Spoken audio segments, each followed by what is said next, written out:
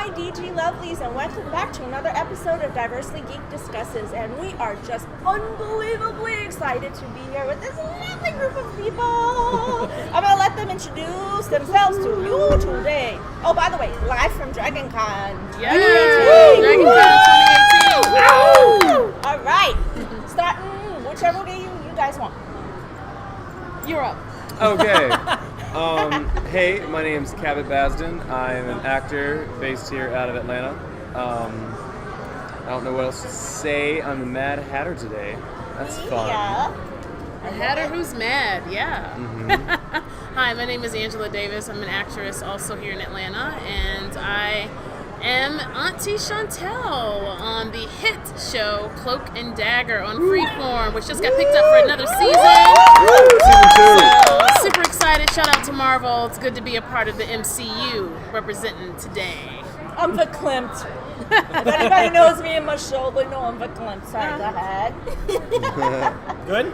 Yeah. Me now? Okay. Hi, I'm Nick Schultz. I'm actually an actor, a podcaster as well, host of the show You Can Relate, where you will find actually a lot of interviews I've had with these fellow actors as well. If you're ever interested in it, just let me know. But having a great time here in Atlanta, and I'm actually glad really glad that I moved here from Illinois, because opportunities have been opening up all over the place. Yeah. Right. We discussed that earlier. So. Yeah. Hi, my name is Nastasia Johnson, and I'm an actor in Atlanta, Georgia, and I just have to say it feels good to be green. I'm clearly Gamora from Guardians of the Galaxy. Why She's would it not? fabulous. I mean, And I'm here with my friends, fellow actors, and my mentor, Angela Davis, and I'm having a blast. Yes. Awesome. I'm Stephen Bagaria. I'm a Georgia native, and I'm an actor and casting director and all kinds of great stuff, studio owner. So if you need an audition, come see me. And what's the name of that studio? Higher Elevation Studio. Higher elevation. Come on, actors. Who, by the way, put me on tape for my audition for Cloak and Dagger. So they are fantastic. Yeah. obviously a work of art. Yes. Because now we have Auntie Chantel. That's right. So right. I'm just Who was saying. originally named Auntie Clarice. The original name of the character was Auntie Clarice. Right. Incidentally, if you go back and watch the first couple episodes, in the network information, it actually says Clarice. And so people were like, well, are you Chantel or Clarice? But they made the change in the script, but the network had not updated till we got to episode 4. Yeah, Three or they four? put it in the press release as Clarice still. Clarice, yeah. Was So. a very cultural name and very appropriate for the at that time. So interesting. Yeah, I think Clarice worked, and then I think Chantel has a little more ethnic flavor to it. So Beautiful power behind that name. they made the Absolutely change, love it. and I love it. So So, in the brief time we've gotten to know each other, though I know I feel like I've known you forever. Yay. Here's the thing about Diversely Geek and who we are. I told you a little bit about our journey to get to where I want to spread the message of embracing your inner geek, expressing it, and transforming that passion into everyday action. That's basically what we're about. You guys are examples of that. So tell me a little bit about your journey. How did you go from, hey, I'd like to be this, maybe I'd like to be this, to, okay, I am doing this? you know, it's interesting. I think at some point, being an actor is something that you have to own. Because it's one of those things that when you tell people, they instantly go, "What are you in? What are you doing?" Yeah. And Where have I seen you in? What have I seen you in? And it's like, well, you can be an actor and not have done something on a level of a Marvel and still be a legitimate actor. So I think owning that is something that becomes very personal to actors, and when you want to walk in that and claim that, it really is your thing. For me, I'm about 20 years in the business, working as a professional actor. And we often say, we all talk about it, acting is not a sprint, it's a marathon. It takes about 10 years to become an overnight success. That's average.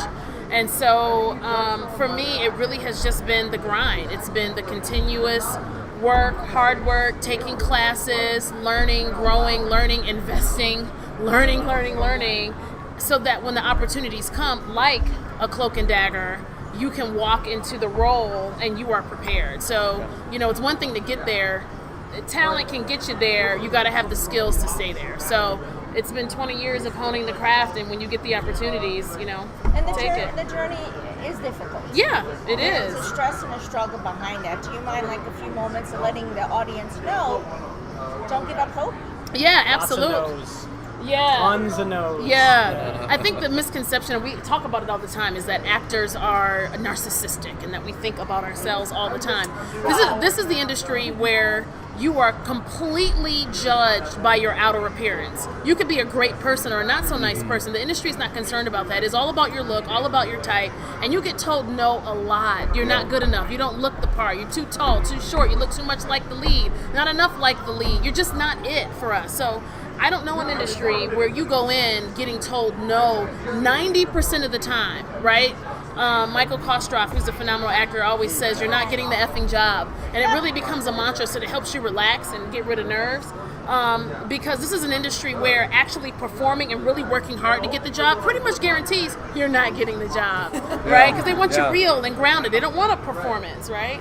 So I'm sure everybody can talk about, you know, the challenges of financial investment. Gosh, right? Yeah, I mean, you know, I have a degree in theater, and one of the things that my professors talk about all the time is like, once you finish your degree, your next step is to go find class.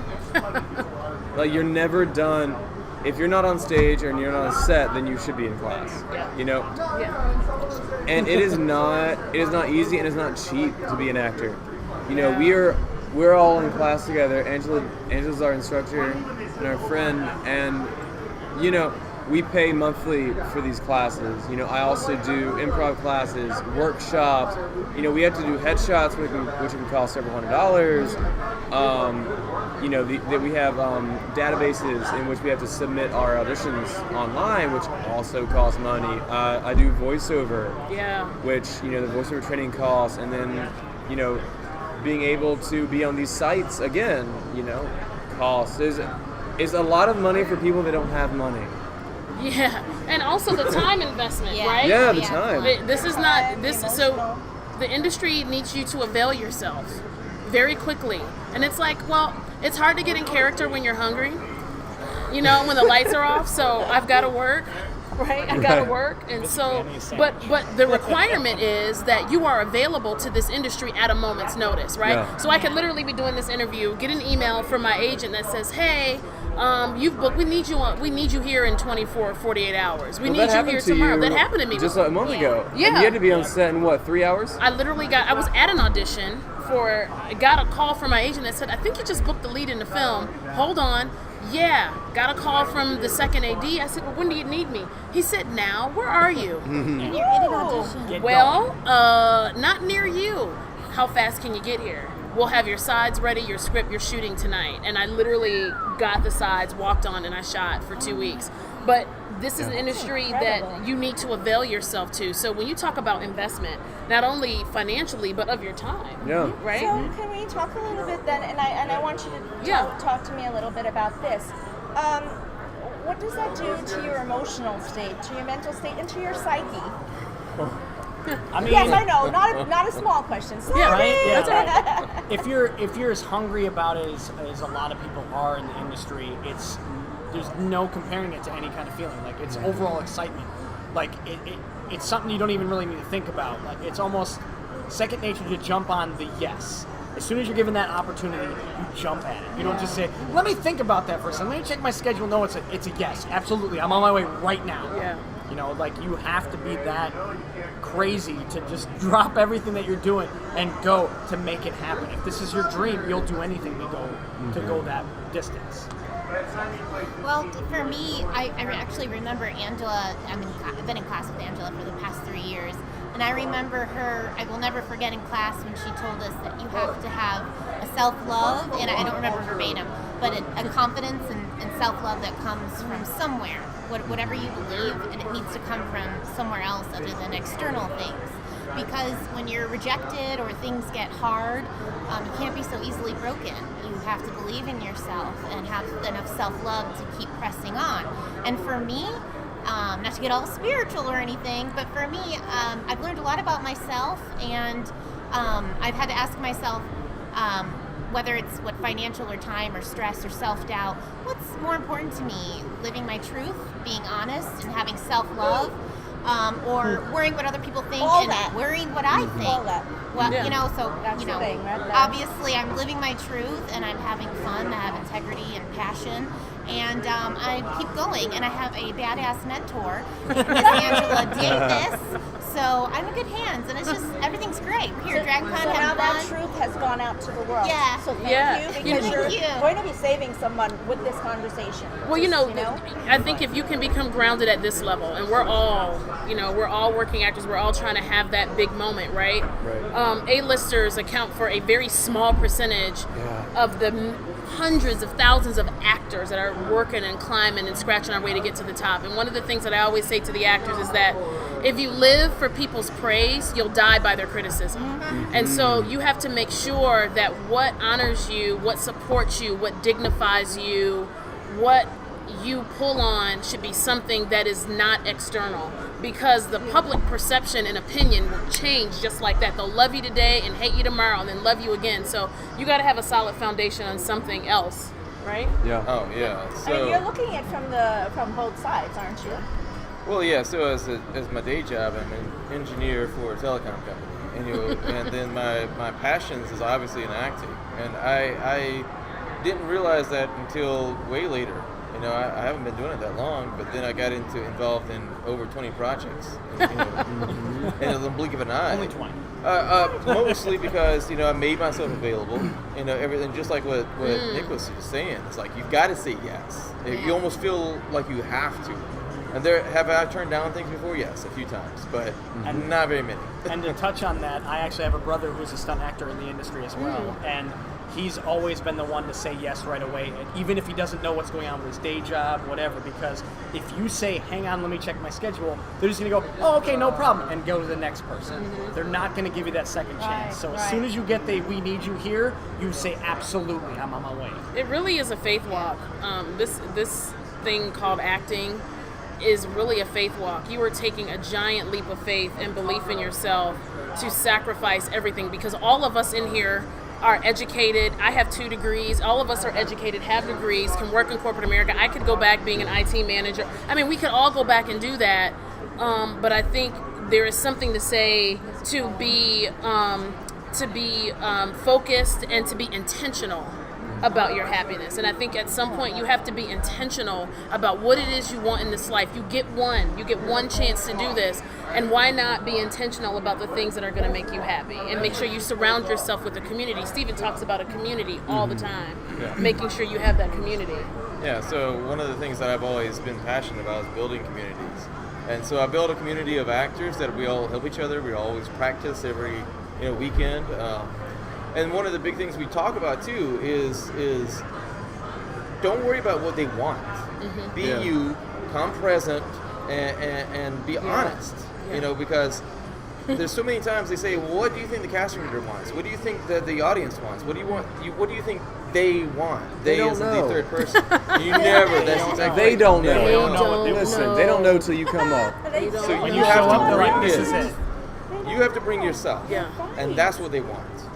And they love the actor that can flavor a character in a way they hadn't thought about. I call it elevating the character, elevating the scene. And they have an idea about what they want, and then you come in and you present something amazing and great, and they go, yes, we never thought about that. That's the actor that they want. A character's music, sound, as we talked about in there, they're not static. Yeah. They have to be fluid. Yes. So if the person who's on the production side isn't willing to accept fluidity, then I believe you're going to have, you're not going to have success. Yeah, it makes So- it difficult. No It's one our- can do anything that you can do. That's it. It's our You have a energy, way our of saying something vibration. that no one else can do. That's right. You have a way of presenting yourself, saying a line, doing an action. No one else is going to be able to copy that. Yep, that's our saying at DG, that we're all imperfectly perfect. That's right. Yeah. So it is. No, that's the advice I always give an actor. Like that's exactly what I say in the Great audition minds room think with alike. people. So people always, they watch their tapes back, right? I do audition tapes. Sorry, and you're And so No, you're good. So when they watch their tape back, they go, "Oh, I didn't do this right. I didn't do this little." And it's the most smallest thing that nobody in the world will notice. I say, "Well, are you playing a person or a robot?" And they're like, "Oh, a person." I said, "Humans are not perfect, so your performance has to be perfectly imperfect Yeah. every single time." Absolutely. Yeah. very hard. Bam, Stephen. You Yes. know, I'm a medical provider for a living, 27 years in the nurse practitioner in the medical world, and my entire heart was always based in, man, I want to get this message. This message builds inside of me. It's part of who I am, and in no way, shape, or form would I ever have thought I'd be comfortable to sit on a camera and do this with people. And I just love this so much. I don't know if you can tell. But Just a little bit. Not at all. Because I know for a fact that we save hearts and we save minds and we save souls here, because it has happened. Well, So- and if you think about it, every time that there has been a change in history and a paradigm shift in the way that we solve problems in this world, art has a lot to do with it. You think about how music, Aretha Franklin just died. When you think about how art and music play a part in shaping how the world changes, right? The civil rights movement, when you think about, women getting their rights, when you think about all of those changes, how HIV and AIDS was seen in the communities, how we look at the LGBT community. Anytime there's been phenomenal, monumental change, there's usually been art that has been an influencer. So when we tell these stories as actors, when we embody characters, we are helping shape the times. We are becoming an intricate part of the fabric of history, and hopefully we're doing some good work that produces positive change, right? So when we talk about A Cloak and Dagger, and we're talking about the differences between race and class, when we're talking about bringing forth the ideas of all of these sort of subcultures, like people who practice voodoo and all of these other things, you're bringing forth change in a way that becomes more palatable, because it's sort of presented through entertainment.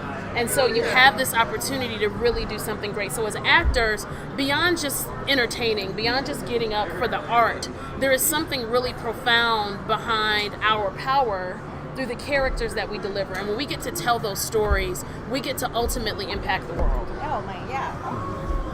God, it's like a manifesto of greatness. Yeah. Okay. I have a very strong philosophy that the art is everywhere. Yeah. So whether it's science, technology, whether it's NASA spaceships, whether it's people who create these amazing rugs or architecture, it's all art in the long run, because it's all born from imagination and creativity. Yes.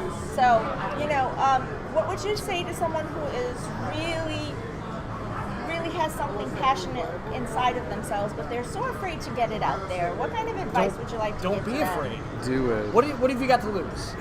Someone doesn't like it. No one's gonna like everything. What is that phrase? Fear has killed more dreams than failure ever will.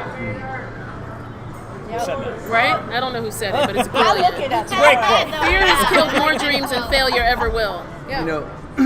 So I started college as a biology pre-med major. Me too. Look at that. So I did that, and I was so miserable. And I actually went back to my high school. I saw a council with my teachers, and the consensus was, it's like, yeah, you're intelligent, you do very well in sciences, sure, but your passion is in the arts. And so I switched to being a theater major, and I never looked back. And, someone asked the question one time of, why acting? And it was a hard question for me, because I never really thought about it. And then I did, and the answer for me is that it's the only thing that I can do that I'll be happy. It's not the only thing I can do, but it's the only thing that will bring me joy, There would be an emptiness inside of me if it wasn't for that. And what's sadder than that? If you rob yourself of an opportunity because of your own fear, there will always be a part of you inside that is hollow. Yeah. Because you're not yourself. You're a Yeah. shadow of yourself. Yeah. Yeah. And I think And how the sad is that? majority of the world and the destructions that we see existing is because people exist in a shadow of themselves. They exist in expectations and role assumptions Yeah. versus existing as beings of pureness. Yeah. So, that's my take. Well, I would say also too, to go along with what to tell someone who wants to do something but is afraid to do it. You never know what your form of art is going to help someone else accomplish. Yeah. They may be just as scared as you, but because you took this first step towards this is what I like to do, what do you think? Not everyone's going to like it, which is a given, but there's going to be someone else out there who's going to be like, if they can do it, I can do it. That's right. They're going to do it, and it's just going to be a trickle effect to the next person. They did it, I love what they do, I want to do that as well. I want to do that, it's just going to keep Look going. at Steven. I mean, he is brilliant, works in IT. He is. He's Yeah. really, he's a programmer. I mean, he's just, but how many people are doing those jobs, hate it, and like, gosh, I really wish I could get in the film industry. God, I really want to do it. Bam. You can do it. Well, part of the It's hard community, work, yeah. but part of the community building I do is I like to talk about path making, right? So what we do is we all have our own paths and we forge Yeah. ahead, and either we pull from inspiration from other people or we make our own paths. And for me, part of my communities that I like to create is that we always reach back and pull somebody else forward with us. Yeah. yeah. So that way they can follow the path that you've already forged. Yeah. And I would also say too is that you're never too old to be what you're supposed to be. You're never too old to be what you are created to be. You're never too old to walk in your purpose and to live that. So, it doesn't matter if you're 40, 50, 60. I mean, you look at somebody, what's her name? Actress. Okay. Betty White. No. I mean, the first person I think oh. of age when it comes to being an actor is Morgan Freeman. Angela He did not Lansbury. get his big Yeah. What about thing the until lovely like lady 40. in Wakanda who ends up being? Yeah. That's literally Yeah. in the 90s. 92, I think, is when she... Isn't her first, Yeah. huge. I mean, and look at Judi Dench, and Look at what's the damn other Judi one Dench, from oh my gosh. England? Oh God, I can't think of her Blanchett, name. She's been out there for a long time. but a lot of them their careers didn't take off until their late 40s, 50s. Yeah. But they've been doing it for years, over Yeah. 30 years, and so you just have to decide that you're worth it. And I want to say it was Hugh Laurie. Helen Mirren, that's who it is. Her career didn't kick off until after 40, right? I want to say it was Hugh Laurie that said it. I can't remember the exact quote, but what it boils down to is people who are like, I'm just waiting for the right time. He's like, if you're waiting for the right time, it's never going to happen. The right time is never going to come. So why not today? Yeah, Today is as good a day as any other day. that's right. Isn't today a perfect example of that, though? Yeah. Wasn't it Hugh Laurie that said that? Providence I wanna puts say. things in places at the right time, Yeah. in the right moment, and whatever's fortuitous Yeah. to exist. Here's a personal quote. It's a good call. What are you trying to figure out? Who it was that said that actual quote? I'm sorry. Oh, I'm like, what are y'all I'm like, talking I don't know about? if it's Sorry. Hugh Laurie. I think it was We'll from figure Breaking it Bad. out. Yeah. From I can't even think of the actor's name off the top of my head for some reason. That's okay. But that's what I Louis, thought. do you said. know? Do you know who The said main that guy from quote? Breaking Bad. Oh, the main actor from Breaking Bryan Bad, Cranston. Bryan Bryan Cranston. Cranston. He's one that said something similar to that, if not Yeah. that exact. Wait a That's- minute, that's Bryan all it was. Cranston did not get into the industry until very late. Right, but he said that Also, exact what's the quote. gentleman from Modern Family? Yeah. Not Modern Family. You know what I'm talking Yeah, about. yeah. He didn't. He was teaching drama Yeah. until his late 30s, Yeah. and all of a sudden his students were like, "What are you doing here? This is what you want to do for a living. Yeah, Go and do it." And his life took off, and look at who he is today. What an Yeah. adorable person he is Yeah. too. So you're right. You're absolutely right, and I think about that all the time. I question myself a whole lot because I'm this teeny little Indian chick, not teeny, short, okay, because I ain't teeny. So, and I told you, and I always had this dream, but I walked this path, but here I am looking at it and saying, well, if I can't tell people, hi people, I can't tell them, go out there and chase this thing and embrace it and accept who you are if I can't do it myself. So my lovelies are always challenging me. They're like, why are you not doing it for yourself? Yeah. Believe in your own self. Yeah. Oh no, they keep me on my toes. Good, Yeah, good. They keep me on my absolutely. toes. We all should have an accountability partner, somebody Yeah. that checks us, calls us to the carpet, pushes us, nudges us, makes us see and be better than we think we can be. Yeah. That's amazing. Yeah. I think that know what? The only absolute in this world is that we're born into it and we're leaving it. Yeah. And the only constant is change. Yeah. So if we just allow ourselves to understand that, don't you think we'd be a little easier on ourselves and not impose so much pressure on our humanity? So what? I know you guys have limited time. Thank you so much for being here. Tell me, just each of you around Robin, your greatest geek passion and why it had such an influence on you. Okay. Go. You're I'm gonna go? Yeah. All right. Well, my geekdom goes all the way back to the original Mighty Morphin Power Rangers. Been watching that since I was a kid. I still watch it to this day. I'm actually on a binge right now on Netflix because they have all the series. I started from the very first episode. I've been working my way up. I believe I'm on Mystic Force right now. So I've been working my way up there. I've always loved X-Men as well because I'm a 90s kid. I had the 90s cartoon show. I've gotten into the comic books. I like reading them. So all the stuff that's been going on with the Marvel MCU, I've been giving them pointers when we don't, specifically Angela. If she's got a question like, what is this character? I can give them to them. But that's where it started with me as a kid. Is I also used to always have the Fox Kids 90s show of the X-Men used to come out with a comic book. Specifically by Fox Kids. My dad would read that to my brother and I when we were kids. That and Ninja Turtles, we'd get into that all the time. He'd read the comic books to us at night. So that's where mine started. Yeah. So Austin St. John, you know who that is, right? yes, absolutely. Okay, so he's Jason, he's one of the founding DG Lovelies. Yes. He's a good friend of ours. He's actually here at the con. Yeah. Yep, I saw him and Walter Jones. Yep. If I get a chance, I'm like, hey, Austin.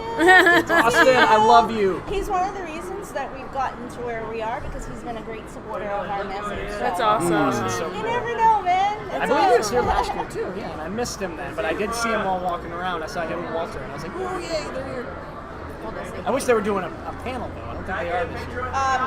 Austin, come on, man, do a panel. We want to see you. He's got a lot of great stuff going on. He does. Yeah, so. Miss Lucia? Well, I love YA fiction. I love YA fiction since I was really young. And also Sailor Moon. I just love like ordinary girls, just like with their own interests and personalities that kind of they turned into magical girls. But it was really like Sailor Moon specifically. She's super positive and optimistic and loud and nerdy and dorky, and people don't take her very seriously. But at the end of the day, she does what she needs to do for the people she loves, and she does the right thing. So my geekdom started with Sailor Moon, and staying with my dad during the summer. He had Spider-Man and X-Men comics, and I just love the superheroes. I just love when people have to defy the odds to do the right thing. So that's where it started. But I also want to add, coming from someone who has been afraid to be myself and do what I want to do for a very long time, that when I decided to stop being terrified to share who I am more with the world and to be honest with myself about what I want to do and who I am, that's when my life changed. So, do it. Awesome. I love it. Okay, so I'm going to tell my age a little bit, but I think my first geekdom started with Thundercats. Oh, sorry. I'm just Thundercats. Thundercats. Table. Gotta keep my hands. I'm sorry. So Thundercats. I loved it. That and He-Man. I love that. And She-Ra, Cody. Yes, know your and cosplay She-Ra. for next year. Yes, I She-Ra. loved it. I absolutely loved it. But I just want to say that I also had Wonder Roos. Wonder Roos. They were these little underwear that came out when the Wonder Woman TV show was on, and everybody had Wonder Roos. Yes, we all did. I gotta Don't find worry that about it. picture. We'd stand there with our bands on. Wonder Woman. It's a thing. It's a thing. It was a thing, yeah. It was a thing. Showing It's a my thing. age So- now. Okay. I'm telling my age here a little bit. But having been blessed now to be a part of the MCU is amazing. So Iron Man 3 was my first film. Cloak and Dagger is my second project. And then there's, let's see, what can I say? So there's a movie coming out, which is partnered with Marvel. It starts with a V, as in Victor. I'll be in that. That's all I can say. That's all. That's as much. I'm not giving you any more hints. What?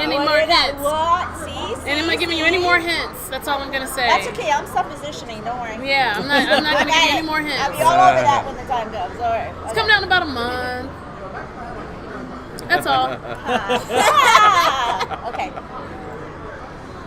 So like Angela, my first geekdom would have to be the original He-Man, the Yes. original Thundercats, Yes. the original She-Ra, the original G.I. Joe. Oh, G.I. Joe. The Yes, cartoons. the cartoon. Yeah. Yes. Not the original G.I. Joe, the guy that was this tall. You remember? Yeah. Yeah, that's like the 50s. Come on. I'm not Yeah. But So, no, I mean, that's where it really kind of all started. Then I got into comics. My dad had collected a few comics, just a few.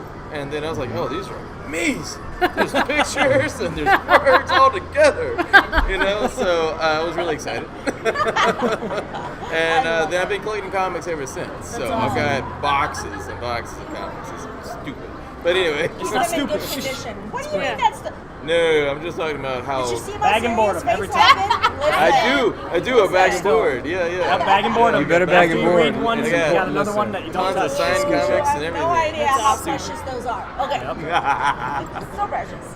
For me, it started when I was like 4. My mom got an NES from a yard sale. So last year.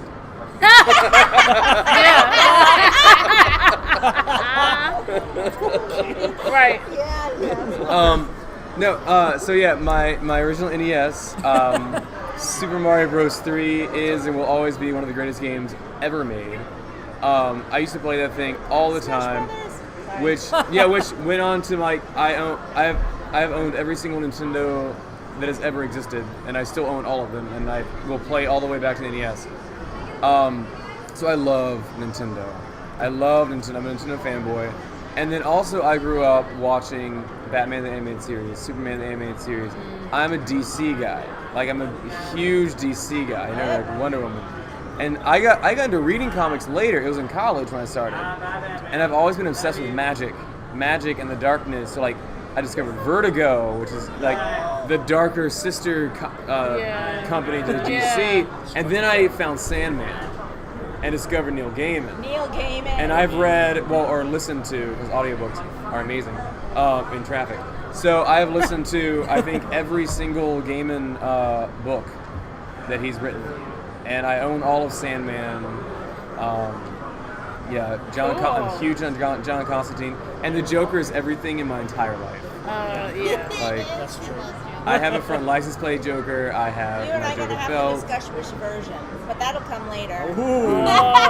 We just had this. Okay. We had this Because discussion. remember, Yeah. I've been doing this since the 60s, so We had a conversation about that. Yep. and my lovely compatriot there will tell you about me in DC. Love You this think shit. I'm MCU? You ain't seen nothing till you see my DC. Okay, Awesome.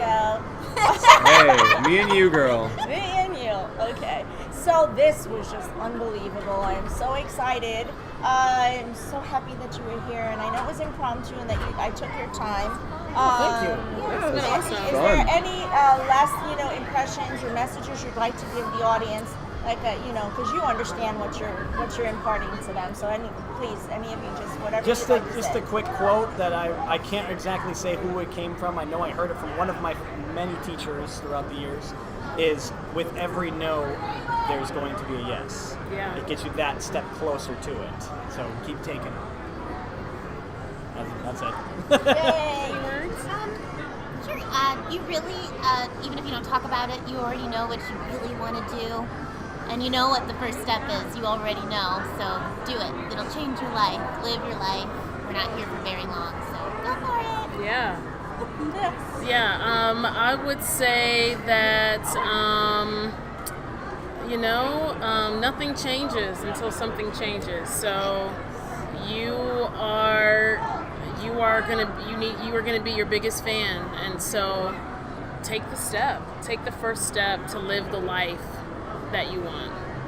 I think all of our goal is to live a life. I think I posted this. I'm trying to build a life I don't need a vacation from. Yeah. Yes, I love that. Oh Yes. yes. Pat. I got a couple of things, well, probably 3 things. One is don't live by fear. Break society's rules. Yeah. And just do what you want.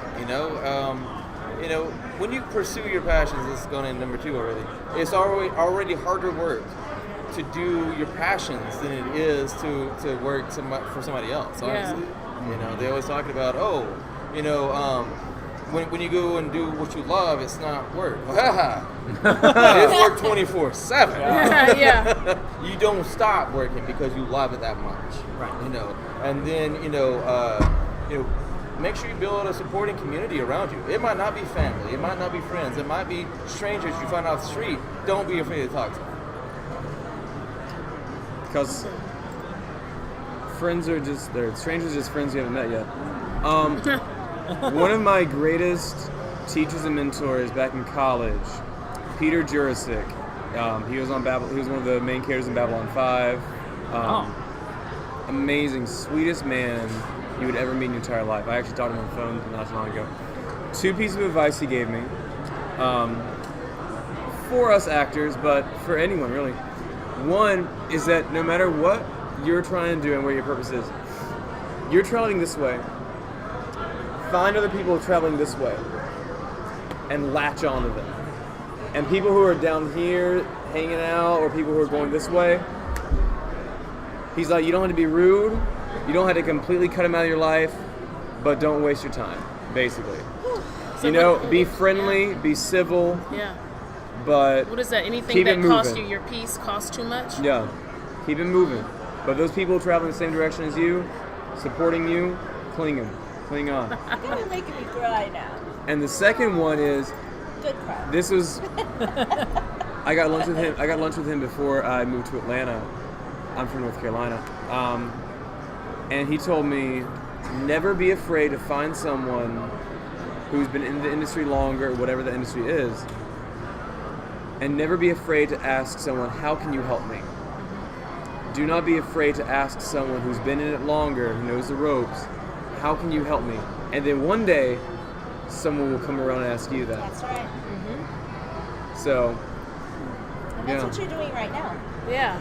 Yeah. Right? Yeah. That's exactly what you're doing right now because of how many people are going to be hearing this. Yeah. And like I said, it's indelible. We leave an impression in the universe and the vibration that is our existence. The quintessence, if anyone's a Voltron. Yeah. So I believe in quintessence ultimately, which is why I'm so passionate about Voltron, because they get the message correct. The message. I was hoping you were going to pull a Voltron. Oh God, yeah. God, yeah. Oh my God, yeah. I'm a massive Voltron fan, so we have some panels coming up on that if you want to call in on that. Oh, man, we have love a big some show, Voltron. a couple big shows coming up on it. Sweet.